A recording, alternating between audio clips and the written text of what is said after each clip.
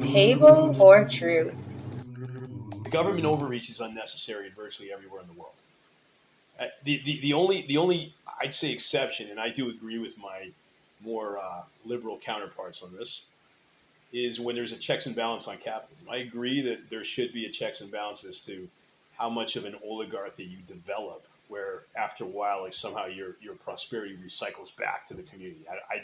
I think after I'm going off topic here, but after your first couple billion, somehow your tax refunds, your charities, everything, like any money you make, you're allowed a certain golden ticket of finances. But beyond that, like after I'd say a billion, you don't need to own 50 billion. You do know what that is. And we've talked about greed? this where you want to limit people at the top from making money. Yeah. That's socialism. Yeah, and I'm okay with That's that kind of socialism But using we black hole are not- physics. as much as people on the right, Marjorie Taylor Greene. But see, others I'm an open-minded guy. Want to whip out socialism and communism on the Democrats. But I'm not them. We are capitalists. Yeah, but you realize we are a democratic society. Well, we think we are. Capitalists. We think we are because, as you said, if you know the laws, you know exactly how to make things. If we were truly a democratic society, we would. And I think the majority of people, from what I've read about on the internet, in the comment sections, the majority of people want elections where you are limited on your fundraising to actually have the election. Like in other words, the most rich, I'm going to use the word oligarchs again, or power masters, are not given favoritism, and that goes for Trump too. Okay. Outside of just a good grassroots campaign that gets you popularity. Well, you know who you can thank for that. I don't know. I can't think of anybody. In the Supreme Court. What, recently? This was... Because this has not fucking happened in the last 15, 20 years ago. Okay. Was, to the best of my knowledge, this has never happened. George Bush... Yeah, what he did under the... Forgive me, I got to do additional research on that. But what he did was allow corporations to be able to give unlimited money to campaigns. He allowed or disallowed? No, allowed. Because before there was limits on what you could. Yeah, that's bad. Right. Exactly. Okay, so amend that. Exactly. Well, amend that. What you need to do is you need to have a Congress that will write law that doesn't get sold out by the establishment and gives them donations themselves. Your problem is twofold. One, the House is a simple majority, so getting it out the House. Yeah, simple sell if you have that, we'll do that. But your problem is the Senate.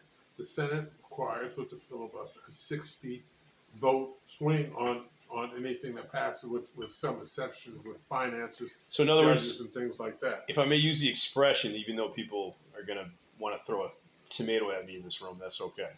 That sounds like the proverbial swamp that does need to be drained, ironically. Well, it's difficult to do. Granted, one could argue the person who coined that phrase happens to be kind of a narcissistic D-bag. I'm not going to argue the claim there, but the principle makes sense, in all fairness. No, I agree with you fully. It should be a certain limit. And number one, it'll keep the dollars down because now running for president's $1 billion business. Well, if you change the money, it's over $1 million to run for Senate anywhere. That's insane. A lot of money. Exactly. That's fucking crazy. Like if somebody's just well-earned grassroots but isn't on the upper echelon, how are they going to get in power? Gee, I wonder why people think elections are rigged. Gee, I mean, call me crazy. Well, what it is rich and powerful. And, exactly, rigged. And throw money at the problem in order to get... That sounds like a rigged system. I'm just going to help myself to a... Oh, good. Do your thing. No, keep talking. I'm understanding what you're saying, but... I can see now why people... I believe it was called Citizens United, that where the Roberts-led Supreme Court struck down or allowed corporations no limit on donations to campaigns.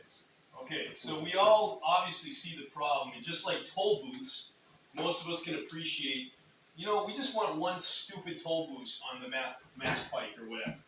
That like it's not much to ask. We realize the benefits of having automated passes. I'll tell you right now, most of my customers can't stand the idea of having to pay $15 just to go on like once on the stupid Mass Pike, and they're like, "Why do we do this?" I'm like, "I don't know. Vote against it. In theory, the people have power, right? That's a democracy, right? Hypothetically, that is what a democracy is, right? Nobody is going to fuck it. Like apparently, no lobbyists out there are pushing. We need one toll booth back on the Mass Pike because some bastards just don't. Poor bastards don't have any change. I mean, don't have an automated pass. They just got a couple slugs. They're only going up there once a week. That makes sense. Yeah, we'll have to suffer a little more because traffic's just a little more congested, but it's not the end of the world. You got a 4-lane highway, you're all set, right? As far as I can tell, that's never going to happen. Why? Because it's a moneymaker, right? Where the fuck is the democracy there, right? How is this connected to what we were talking about? Yes. Elections. Every time that you have somebody in power well, if they have $1 million and they're rich elites, yeah, they'll get them power. That doesn't sound like a democracy either, right? That just does not sound like a democracy. Why? Because the thing's rigged so that certain people of power and elite and influence and are connected one way or another to the World Economic Forum get to stay in power. Am I crazy for just pontificating this? Because this is what the average bloke, even if they can't articulate it in words, is thinking in their heads, right? Anybody with a major credit card that I talk to that rents is telling me one way or another, in their own words, a very similar lament. Well, the thing is that with the Mass Pike and the tolls, again, it's to pay for the upkeep of the Mass Pike. Yeah, and just the upkeep of the Mass Pike. I mean, like, it makes a lot more money than just 50 cents now going down the Mass Pike. You're talking like on average. Yeah. Okay. Please keep going. Sorry. No, good. On average, you going to now. Granted, in the rental car industry, I do have statistics. I like how you're pleased with that, and then you laughed at your own joke. Now, let me give you a comeback on that. All right. At least in the rental car industry, every time you get your ass on the Mass Pike or whatever toll road that's automated you want, okay, we send you a bill of $11 minimum or pay by plate. Because it's just a logistical nightmare having to keep track of all this crap. Or, as a renter, you can do what I do when I rent a car. Use your own speed pass? I take my transponder. Well, guess what? Guess what? They double dip. You know how many times customers have been like, I use my transponder and I still got a bill. And I'm like, yeah, because we got a bill too. Here's a proof of it. Here's your ass driving on the Mass Pike. Here's you picking your nose. Here's the picture. Maybe you did have a thing, but apparently the government doesn't care. They're still going to charge us. Well, back in the day, you could just put a slug in the freaking toll booth. All you doing so you waste more work is that another half hour of your life goes by. Easy Pass, and you have proof of your. Do you really want to do that every fucking time, or do you want to just simply pay 50 cents on the toll road with quarters? I've rented dozens of cars, and always had my transponder, and never. You see the inconvenience, though, right? Inconvenience of what? Most people do not want to have to deal with that, so they're like, "Oh, fuck it. Well, you have. I'll pay the $10. I'll pay," and they're like, right. I remember when it was just you just handed a couple quarters, and that was that. I'm like, you're right. Even if you had one lane like that sounds like what the majority of the people want. Democracy, right? That never passes because it's too much of a moneymaker to do it the other way because they know that people are going to fight this thing, and so they're just going to end up like just paying the $11 or the $15 here and there. Or just the extra tolls, It's a brilliant strategy if you're a sociopath and you're not actually serving the American public. Well, how you are serving it is you don't have these slowdowns. Well, okay, we get that, but like I said, people are willing to deal with that. What people? Most people I know. No, not the commuters. Now renters. The commuters actually, because people that have to drive to Boston were like. Yeah, if there was one lane on the far right that like you just toll booth, that, like who cares? I mean, it's a little bit more narrow, but it's not the end of the world. Okay, and the best I've said it before. Evidently, you don't go to Boston often. Not anymore because I don't want to pay the stupid ass toll. For 10 years, I drove from Worcester to Boston 5-6 times a week. You're forgetting, without getting into too much detail, you do pretty well. Okay, the single mom of 3 who's just like, $10 here, $15, and then the $20 parking to go to Boston. It's like, transponder. okay, you don't want me in Boston? Fine. No. I'll stay in Pittsburgh. No, you can go to Boston, take Route 20, and then Route 2, and you can stay out. That's the outcast lane. That's where the undesirables get to Boston. You want that extra lane? Yeah, you have to cut through Lowell or whatever. Or from Worcester, take Route 9. Route 9 will take you all the way to Boston. Yeah, because you'll be so disenchanted through the lights that you'll finally just give up and turn back home. There you go. Right? So the elites get to enjoy the Mass Pike. And no, man, I'm not buying it. Like, I'm just saying the democracy that we claim we have, okay, is a rigged democracy. I know the principle is we're a democracy, but the truth is we're kind of more of a social state, like I mentioned. But if we're going to do a socialist state, let's do it the right way and have a checks and balance against oligarchs who are making billions of dollars and just be like, okay, that's enough. You've done all right. We are not a socialist. I don't know why people even get yip about this, because the truth is it because of people's propensity for internal greed? They're like, well, what if someday I become a billionaire? You're like, dude, you're not going to be a billionaire. Not you. Well, maybe you. Right. Well, I'm just saying, like, listen, fucking, you can do well with $500 million in your pocket for the rest of your life. You'll be fine. You won't even know what to do with that money, like, every day. You could spend $1 million a day, and you probably would die before you spend it all. Okay? It makes more sense if you really care about the society, which people, again, Democrats claim to do that, right? And Republicans. Why are you blaming Democrats for, as you call them, oligarchs who have billions of dollars running around? Well, because, let's see. How do you blame Democrats? You don't even make me go there, man. Please, Hammer, don't hurt them, man. Don't hurt them. Please. I could go there. I don't want to go there.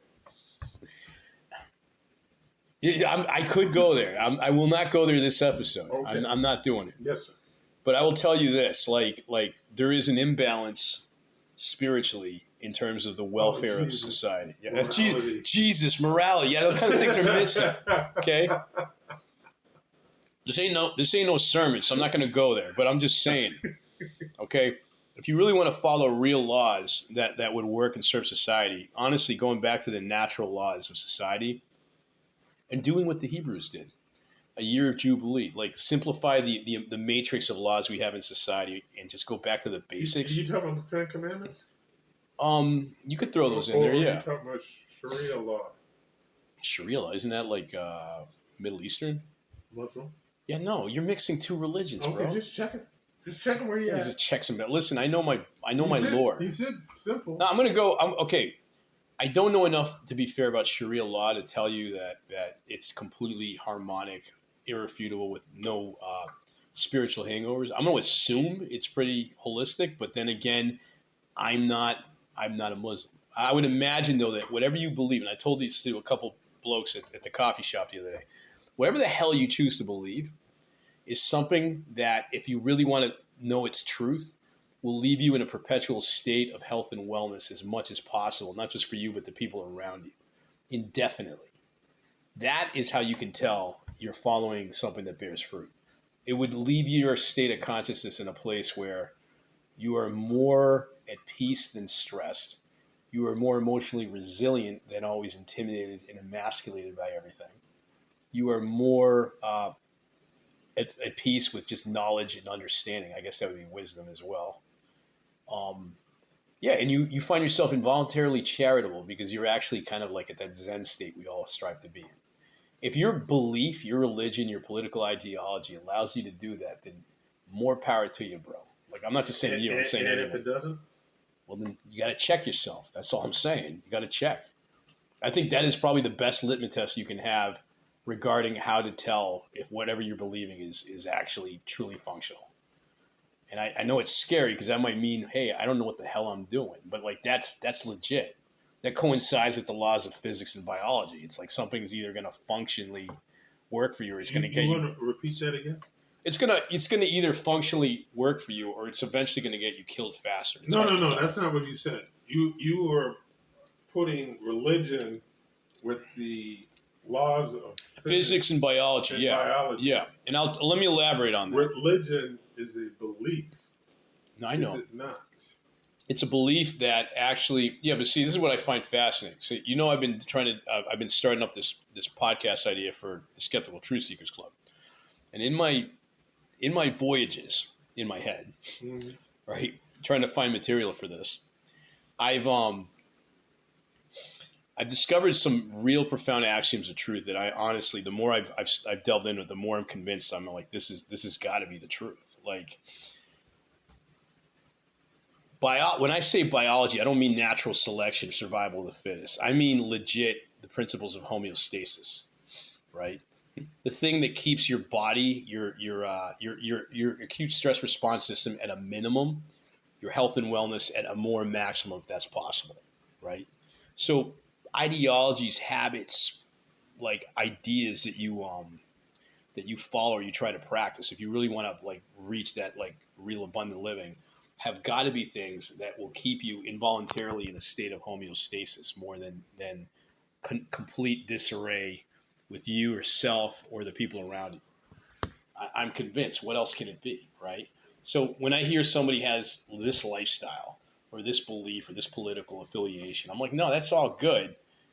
But whatever you believe, the closer it resonates to some higher level of absolute truth. And so this leads me to believe, based on evidence of just health and wellness, that there's got to be metaphysical, spiritual laws that exist that are just as potent in their own way as physics laws, all right? Speaking as a physicist. And what I mean by that is these laws, if you violate them, sooner or later, they will bring your life into a higher state of chaos, and eventually you start to self-destruct. If not mentally and emotionally, then eventually physically or economically or whatever. Now you're running back into your belief in karma. I'm running back into esoteric beliefs that are not physically real by the definition of the laws of physics because they're not empirically measurable. But once again, it's naive to deny that they're there because anybody who's ever felt violated by anything feels some sort of intrinsic sense of injustice, for lack of a better word. If that was pure chemistry resonating in the brain that's giving you the illusion of justice or injustice, it wouldn't matter if like somebody stole your truck out there, because in the end you wouldn't know any better. Your covalent and ionic bonds that make up the dendrites and the axons in your brain, or whatever the neurochemicals are that bring you consciousness, should in no way care to like articulate such a complex sense of consciousness where you sense injustice or not. It doesn't matter. It's not physically real, right? It's either there's either real to this idea we have a soul or something in our mind, that's something that makes up our mind that is immaterial. And therefore, if there's an immaterial side to reality, then very well suggested there could be immaterial laws of mechanics that also make up reality, like justice, karma, virtues, maybe even the 10 Commandments, that kind of thing.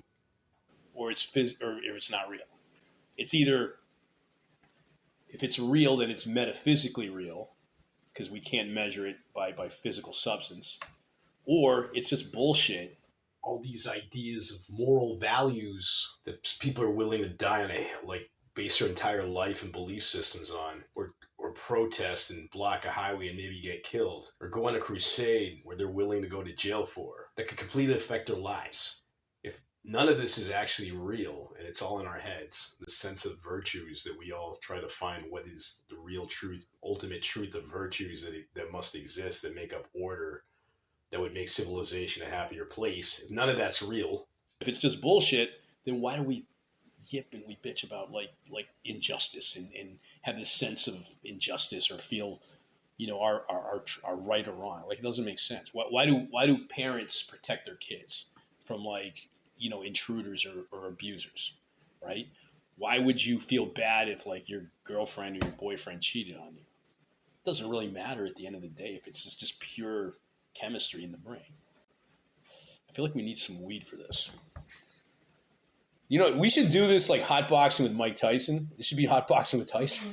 This would be sweet. Mm-hmm. We'd get sued, huh? I'm gonna veto that. I'll get sick. Oh, you mean the weed? Oh, okay, that's fine, because I have some stashes. That's okay. I don't partake. That's fair. I don't mind if people do, just not where I live. Just not in the house. No, just not in my house. Fine. Anyway, I think there's some real legit stuff there. I don't know. I see that, number one, we being animals and part of instinct and the thousands of years of evolution and all that. Evolution, the whole 9 yards. Again, we see that in the rest of the animal kingdom, right? Where birds will come and defend the nest. Yeah, survival. Predators, I get that. Because no, it's not. Survival would be for that bird to fly away and not protect the chicks. So it's emotional. But it's instinct and breeding. There are continuation of the species. Same thing with again. Women who want to have children. It's part continuation of the species. Then, right. So, in other words, survival. Well, again, when you say survival, when you put yourself at risk in order to save your children, you're not looking at your survival. No, you're looking at what's called true love. Altruism. Altruistic or unrequited love. If I remember a friend of mine who's a single mom who basically has risked her life for her kids. Yeah, but that's not a rational thought if you think about it. If we're going to go materialist wise. No, it's not necessarily a logical.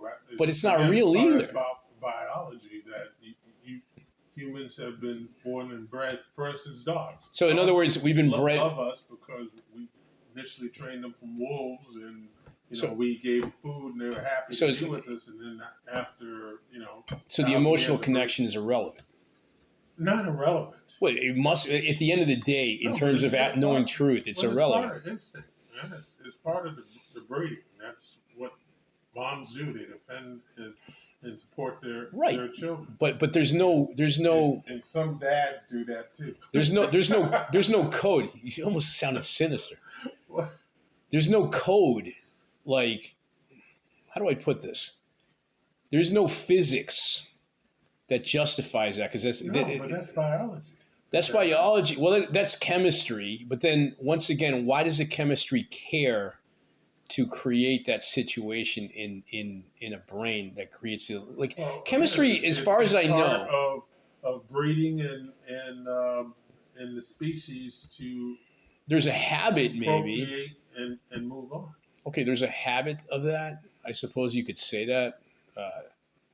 I don't know if any mother protecting her kids would agree that's the reason why she's like, oh, well, of course, I want to preserve the human race. No, it's not my kids. I don't give a fuck about my kids. I just overall. Yeah, the big cosmic truth of it is that it's all just chemical signals in your brain. Well, that instinct in order to. It's not an immaterial sort of principle of mechanics of justice, right? That's just an illusion. But, therefore, laws that keep order and reason in society are an illusion too. They have to be philosophically. Well, they have to be. Please help support the human race by sharing, hitting a like, and subscribing. Share the wealth of any wisdom, knowledge, and understanding gained when you listen to our show. Thank you so much.